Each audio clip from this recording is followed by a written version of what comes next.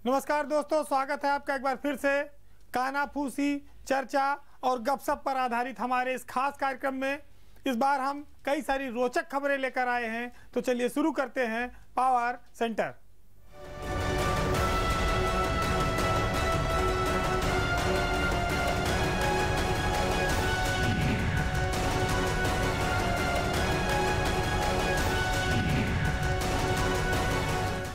उत्तर प्रदेश में योगी पार्ट 1 हो या पार्ट 2 सरकार, एक बात हमेशा कॉमन रही जिसको लेकर खूब चर्चा होती है, वो ये है कि सरकार पर अफसरों का काफ़ी कंट्रोल है। अफसर मंत्रियों पर भारी पड़ते हैं, अफसर मंत्रियों की भी नहीं सुनते हैं। जब पिछली बार कोरोना आया था तब एक लेटर बम फूटा, जिसके बाद ब्रजेश पाठक चर्चा में आए। उस समय भी स्वास्थ्य विभाग में अपर मुख्य सचिव के पद पर अमित मोहन प्रसाद तैनात थे। सरकार बदल गई, योगी पार्ट 2 आ गई, ब्रजेश पाठक उप मुख्यमंत्री बन गए और संयोग से वो पूरे हेल्थ विभाग के मिनिस्टर भी।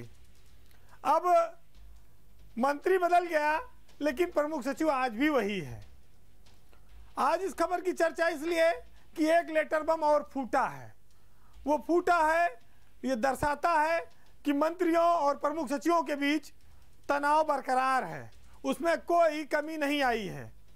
लेकिन इस बार कोरोना की बजाय ये मामला तबादलों से जुड़ा हुआ है। उस चिट्ठी में यह था कि जो अफसरों के तबादले किए गए हैं, उन तबादलों को किस आधार पर किया गया है, स्थानांतरण नीति का इन तबादलों में कितना पालन किया गया है और जो निर्धारित सीमा थी उसके भीतर क्या तबादले किए गए हैं, क्या क्या मापदंड हैं, इन सब पर उन्होंने अपने अपर मुख्य सचिव से जानकारी मांगी। ये चिट्ठी लीक हुई कैसे? क्योंकि बताते ये हैं कि उप मुख्यमंत्री ने चिट्ठी बुला के एसीएस के हाथों में दी थी, तब ये चिट्ठी फिर शासन से हो सकता है लीक हुई हो और सोशल मीडिया पे बॉन्डर बन गया। और हाल ये भी है तबादलों का कि जो मर गया उसका तबादला कर दिया गया। एक एक अस्पताल खाली कर दिए गए विशेषज्ञों से। महानगरों में तमाम जगह टोटा पड़ गया डॉक्टरों का, जहां से डॉक्टर हटाए गए वहां लाए नहीं गए। अफसरों की मनमानी सतह पर है और ये साफ दिखती है कि वो मंत्रियों और यहां तक कि डिप्टी सीएम तक को भी गच्चा देने में कोई मौका चूकते नहीं हैं। एक तो बहुत बड़ा विभाग है स्वास्थ्य विभाग, लाख कर्मचारी के ऊपर हैं।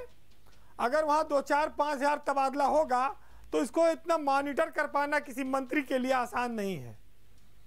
अब जो अधिकारी बैठे हैं वो इसी का फायदा उठाते हैं। तबादलों की रेल में मृतक डॉक्टर, दंपत्ति नीति, विकलांगता, तमाम चीज़ों का ख्याल नहीं रखा गया। और प्रदेश की राजधानी लखनऊ का भी, जहाँ के अधिकतर अस्पताल खाली कर दिए गए, चाहे वो सिविल हो, लोक बंधु हो, बलरामपुर हो, कई सारे और डॉक्टरों को जो विशेषज्ञ थे, जहाँ 20-20 डॉक्टर हटाए गए वहाँ एक डॉक्टर लाया गया।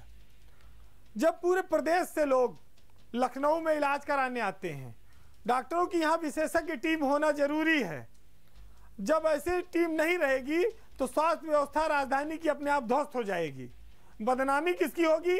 सरकार की होगी। आपको याद होगा कि पिछले सप्ताह दीपेंद्र सिंह, जिनकी मौत हो गई, जो चित्रकूट में तैनात थे, 5 साल से तबादला मांग रहे थे इलाहाबाद के लिए, उनकी डेथ के बाद उनकी 13वीं पर उनका तबादला आदेश उनके घर पहुंचा।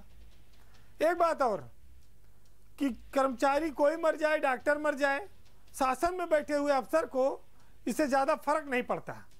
ना उसके वो मौत पर घर जाता है, ना किसी को भेजता है, ना उसकी कोई बाध्यता है भेजने की और जाने की। लेकिन एक राजनीतिक आदमी के सामने कई सारी मजबूरियां होती हैं। ब्रजेश पाठक प्रयागराज दौरे पर गए, वहाँ वो डॉक्टर दीपेंद्र के परिजन जो हैं उनसे मिले, उनको ढांढस बंधाया। ये उनकी नैतिक जिम्मेदारी है। अब राजनीतिक लोग इसी तरह से नफ़ा और नुकसान खाते हैं, लेकिन ब्यूरोक्रेट्स, आईएएस अफसरों पर इसका ज़्यादा असर नहीं पड़ता। पिछले 4 साल से ज़्यादा समय से अमित मोहन प्रसाद इस विभाग के अपर मुख्य सचिव हैं। कोरोना आया, तमाम आलोचना हुई, सरकार बदली, उसके बाद भी वो इसी विभाग में जमे हैं। बाराबंकी के मृत डिप्टी सीएमओ सुधीर चंद्रा का तबादला फतेहपुर कर दिया गया और उस पर भी कोई कार्रवाई नहीं हुई। अब आप देखिए कि कोई एक विभाग सिर्फ बांध दिए, चूंकि ब्रजेश पाठक ने हिम्मत करके चिट्ठी लिख दी। तमाम ऐसे मंत्री हैं जो मन ममोस के बैठे हैं, बेइज्जती का डर है कि प्रमुख सचिव उनकी सुनता नहीं। अब ऐसे में वो करें तो क्या करें, सिफारिशें पूरे प्रदेश से हैं। अमित मोहन प्रसाद ने इन तबादलों में सचिव एन रविंद्र का साथ लिया, दोनों ने मिलकर अंधाधुंध तबादले कर डाले। हालांकि अमित मोहन प्रसाद ने मीडिया में बयान जारी किया कि जो तबादले हुए वो मंत्री के अनुमोदन से हुए। बात सही है, मंत्री ने अनुमोदन दिया, लेकिन हजारों तबादलों पर निगाह रख पाना किसी मंत्री के लिए एक महीने की कसरत से कम नहीं होगा। और अगर आनन फानन में तबादलों की फाइल आएगी तो मंत्री की मजबूरी भी हो सकती है। उत्तर प्रदेश जैसे विशाल राज्य में जहां हजारों सिफारिशें मंत्रियों के पास आती हों, वहां अगर अफसर मनमानी पे उतर आए तो मंत्री जनता की नज़र में नाराजगी भी झेलते हैं। तमाम सारे पार्टी पदाधिकारियों, कार्यकर्ताओं और दूसरे विभागों के मंत्रियों की सिफारिश न मानना भी ब्रजेश पाठक के लिए काफ़ी परेशानी का सबब बना हुआ है। पिछले कुछ समय से